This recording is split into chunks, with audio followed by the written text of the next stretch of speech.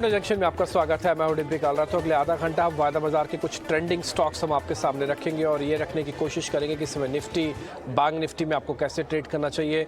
अब बजट बहुत ज़्यादा दूर है नहीं। आज 24 तारीख है, 1 तारीख को बजट पेश होगा आपके सामने। उसमें 26 तारीख की छुट्टी भी है और कल वायदा की एक्सपायरी भी है इसी जैन सीरीज़ की 1 डे बिफोर। हालांकि हर बृहस्पतिवार को होती है लास्ट वाले, लेकिन इस बार छुट्टी होने की वजह से ये बुधवार को एक्सपायरी हो रही है।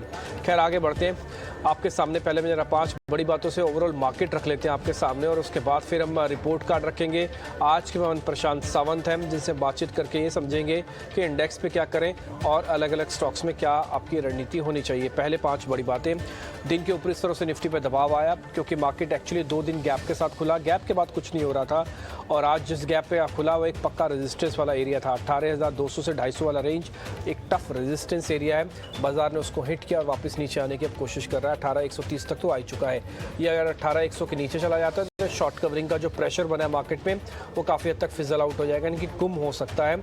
ऐसा डाटा को देख के समझा जा सकता है। दूसरी इंपॉर्टेंट बात, बैंक निफ्टी भी अपनी ऊंचाई से करीब 300 पॉइंट टूटा है। हालांकि अगर आप बैंक निफ्टी देखेंगे तो ये लाल निशान में भी है। दूसरी इंपॉर्टेंट बात, बैंक निफ्टी में आज 43,000 का लेवल हमने टच कर लिया। एक्चुअली शॉर्ट कवरिंग की अपनी एक मर्यादा और अपना एक मान सम्मान है। वो शॉर्ट कवरिंग आपको 43,000 तक तो ला सकती रही, लेकिन उससे ऊपर ले जाने के लिए आपको फ्रेश बाइंग की ज़रूरत थी। वो शॉर्ट कवरिंग का जैसी फोर्स खत्म हुआ, पावर खत्म हुई, बाजार हल्का हल्का करके नीचे खिसकना शुरू हो गया और वो इंडाइसिस पहले गिरे जो वर्टिकली थोड़े ज़्यादा स्पीड से ऊपर गए थे। रियल एस्टेट, सरकारी बैंक, फार्मा शेयरों में आज कुछ हद तक दबाव देखने को मिल रहा है। खासकर रियल एस्टेट का इंडेक्स करीब आज 1.5% नीचे है। आप अपनी स्क्रीन पर भी देख पा रहे हैं। चौथी इंपॉर्टेंट बात आपकी स्क्रीन पर है, आईटी में खरीदारी हो रही है। आईटी के अंदर एक्चुअली थोड़ा वैल्यू बाय भी है और दूसरा ये जो अब यूएस में नैस्डैक के अंदर जो तेज़ी आ रही है, या फिर ये कहें कि यूएस के अंदर जो स्थिति ठीक हो रही है उनके बैठक के बाद से, वो ज़्यादा बड़ा कंट्रीब्यूटर है एज़ कम्पेयर टू भारत के। और दूसरा, अगर आप इन ज़्यादातर शेयर्स को देख पा रहे हैं तो ये कॉन्टीन्यूसली यानी कि बैक टू बैक चल रहे हैं। इसमें वैल्यूएशन का ट्रिगर, शॉर्ट कवरिंग का ट्रिगर और 2-3 चीज़ें आप इसमें और भी जोड़ सकते हैं। पांचवी इंपॉर्टेंट बात, हमेशा की तरह विक्स की बात करते हैं। 13.5 के आसपास अभी विक्स चल रहा है, सपाट है। ये आपको कोई इंडिकेशन नहीं देगा। ये जो भी गैप होगा, गैप के बाद का मार्केट बिल्कुल ख़त्म हो जाएगा, उसके बाद कुछ मूवमेंट नहीं देगा। 13.5 का विक्स काफ़ी कम होता है किसी भी तरह के बड़े मेजर ब्रेकआउट या ब्रेकडाउन के लिए। खैर आगे बढ़ते हैं। अब आ जाते हैं रिपोर्ट कार्ड पे। तो कल हमारे मेहमान थे सौरभ सिसोदिया, उनका रिपोर्ट कार्ड पहले, फिर प्रशांत सावंत से करेंगे बातचीत।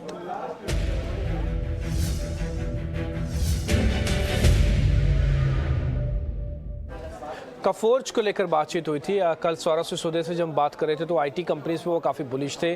कफोर्ज उनकी लिस्ट में था। 3% का गेन आपको मिला होगा और साथ ही पीआई इंडस्ट्रीज़ को बेचने की रिकमेंडेशन थी। 2% का आपको गेन यहाँ से भी आया होगा।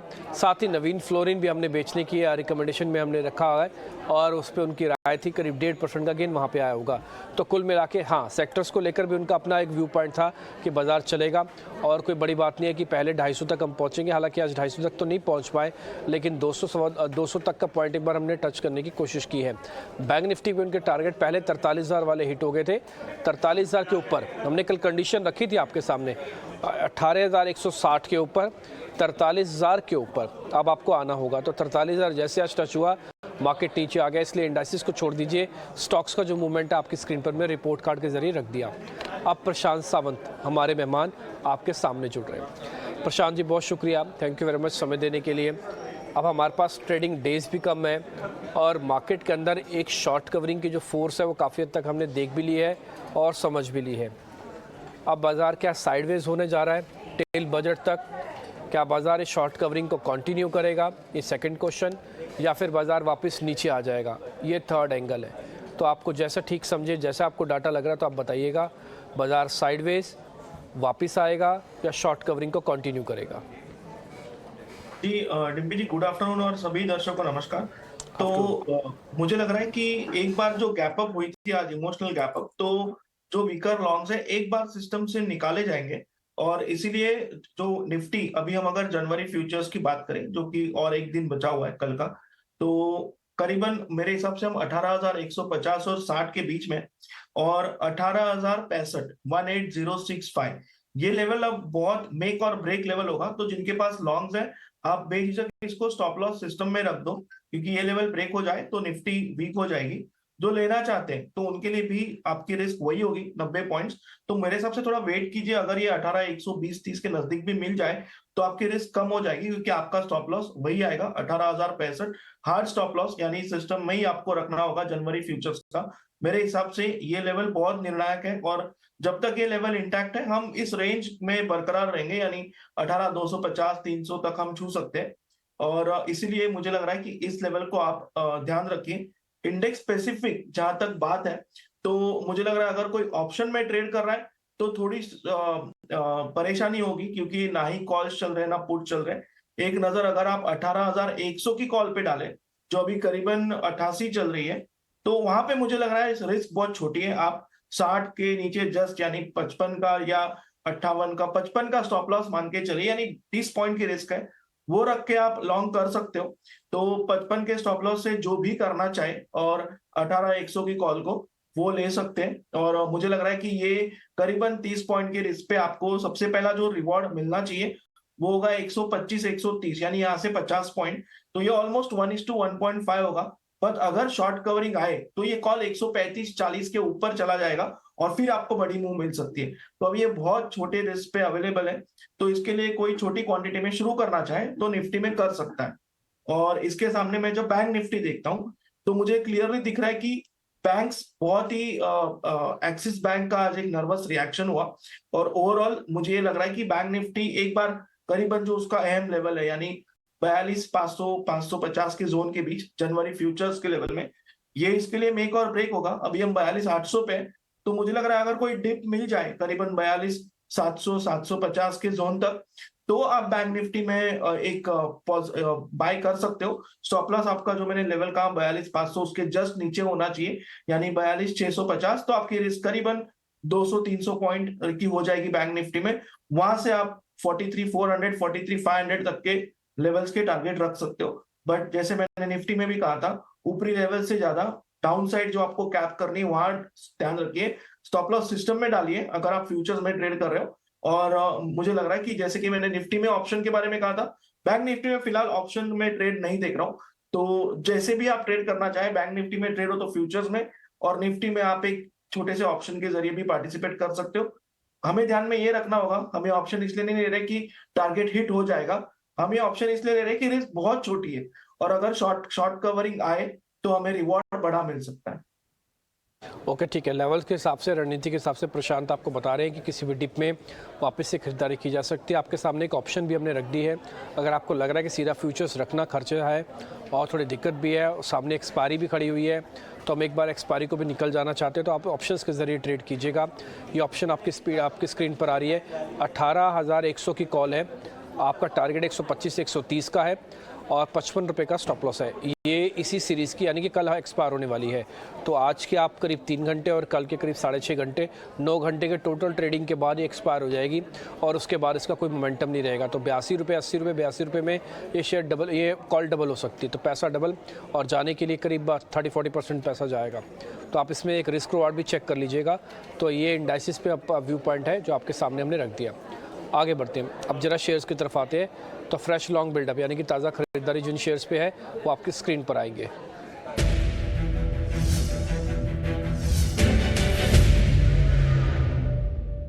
टाटा मोटर्स और एम्फेसिस दो ऐसे शेयर्स हैं जहाँ पे एक ताज़ा खरीदारी हुई है वायदा के अंदर। एक बार प्रशांत जी जरा चेक कीजिएगा, स्पेशली टाटा मोटर्स ये रुक के चल रहा है। 400 का अच्छा बेस है, हम कई बार सामने रख चुके हैं दर्शकों के सामने बात। और दूसरा एम्फेसिस, ये 3.5% ऊपर है। जी डिम्पी जी, पहले मैं टाटा मोटर्स पे बात करूंगा। तो ये ब्रेकआउट की कगार पे है, बट एक रेजिस्टेंस के भी करीब है। तो मेरे हिसाब से इसको आप 413, 413 या 414, बट मेरे हिसाब से जो लॉजिकल स्टॉप लॉस है वो 413 का है, उसका स्टॉप लॉस रख के आप बाय कर सकते हो। यहाँ से जो टारगेट 1 आ रहा है वो ऑलमोस्ट 1:1 रिस्क रिवॉर्ड, यानी 435। 435 क्यों? क्योंकि ये लेवल इसके लिए बहुत बार मेक और ब्रेक हो चुका है, और 435 के ऊपर हम सस्टेन करते हैं तो नेक्स्ट लेवल क्लियरली 445 तक हम स्ट्रेट जा सकते हैं, जो कि वहां से ऑलमोस्ट एक 2.5 से 3% की मूव होगी।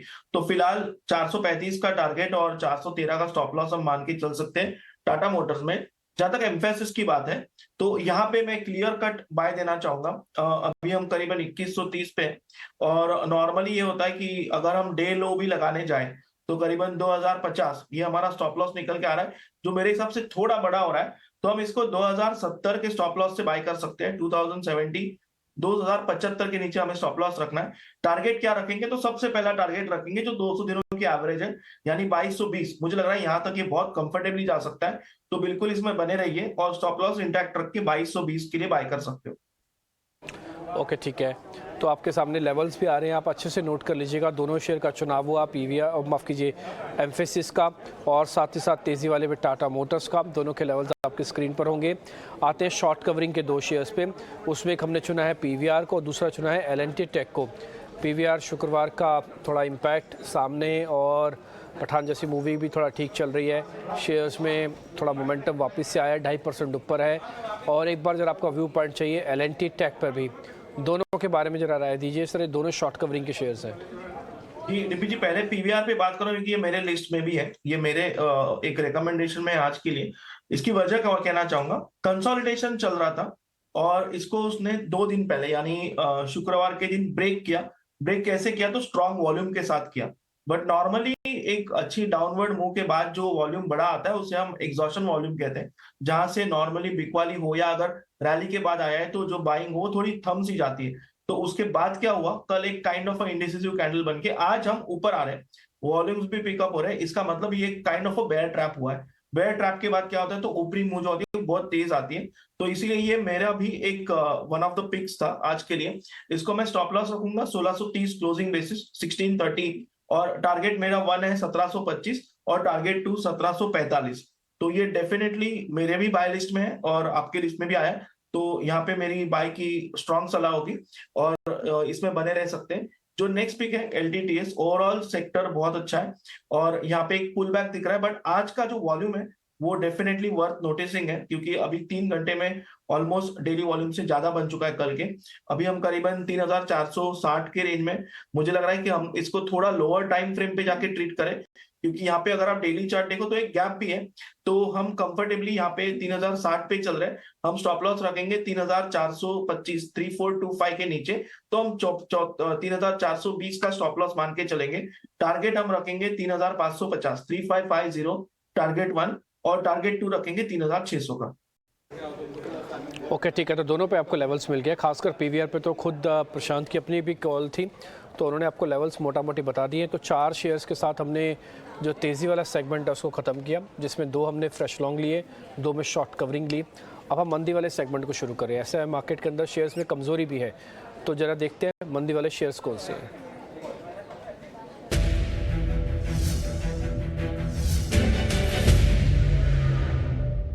मेटल्स के अंदर प्रॉफिट बुकिंग आना शुरू हुई है। खासकर हिंडाल्को आज 1.5% नीचे है, और एक बजट ओरिएंटेड शेयर या फिर रेलवे से भी कनेक्ट कर सकते हो, कंटेनर कॉर्पोरेशन कॉनकोर, ये करीब 2.5% नीचे है। इन दोनों शेयर्स को जरा चेक कर लीजिए सर, आज इसमें शॉर्टिंग हुई है। जी पहले मैं कॉन्कॉर पे बात करना चाहूंगा। तो कॉन्कॉर को अगर मैं अभी देखूं तो ये एक बहुत बड़े सपोर्ट को तोड़ के वीक हो चुका है स्ट्रक्चर। तो यहाँ पे अगर कोई शॉर्टिंग की अपॉर्चुनिटी ढूंढ रहा है तो मुझे लग रहा है अभी हम करीबन 682 पे चल रहे हैं, और जो आज का हाई बना हुआ है वो है करीबन 690। तो इसके ऊपर हमें यानी करीबन यहाँ से जो स्टॉप लॉस टेक्निकली बन के आ रहा है वो 700 है, बट मेरे हिसाब से वो बहुत दूर हो जाता है। तो आप अगर अभी 682 पे देख रहे हो, मैं रेकमेंड करूंगा आप 680 के नीचे इसको शॉर्ट करो, यानी 2 पॉइंट के लिए रुको। 680 के नीचे शॉर्ट करो और आपका जो स्टॉप लॉस होगा वो 692 का रखो, यानी 12 पॉइंट आपकी रिस्क हो जाएगी। और ये अगर 680 ब्रेक कर देता है तो मुझे स्ट्रांगली लग रहा है कि ये 650 के लेवल भी आपको दिखा देगा, तो आपको करीबन 30 पॉइंट का रिवॉर्ड मिल सकता है।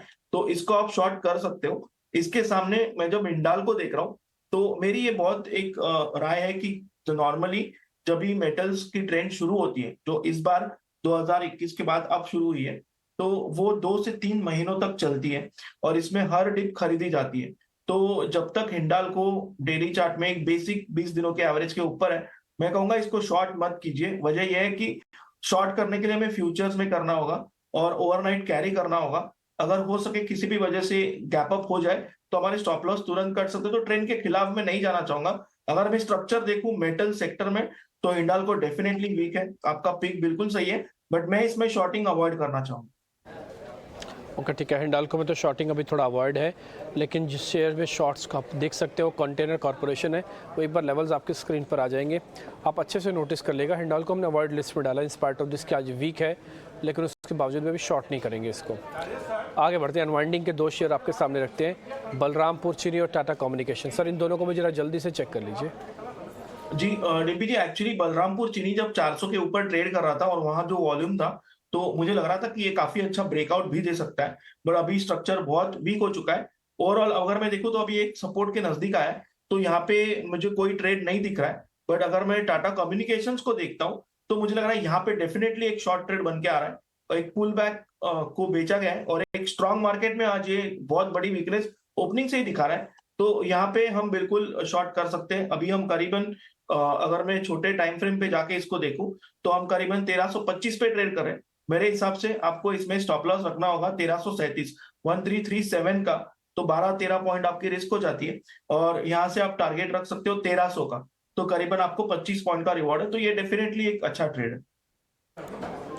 ओके डन, ठीक है, तो आप यहाँ पे एक ट्रेड भी बता रहे हैं। अब आगे सर आपकी जरा ट्रेडिंग कॉल्स पता कर लेते हैं, फिर हमारे पास दो सेगमेंट और हैं, तेज़ी वाले भी हैं जो अगले 48 घंटे रखेंगे हम, बट फिर भी आप पहले अपने शेयर्स बता दीजिए। डीबी पीवीआर तो हमने बात कर लिया, तो नेक्स्ट पिक मेरा मेटल सेक्टर से टाटा स्टील है। एक डिप जो चाहिए थी वो आ रही है, तो डेफिनेटली यहाँ पे हम 117.5 का क्लोजिंग बेसिस स्टॉप लॉस लगा के इसको बाय कर सकते हैं। टारगेट हम रखेंगे 125 का टारगेट 1 और उसके बाद 128 का टारगेट 2।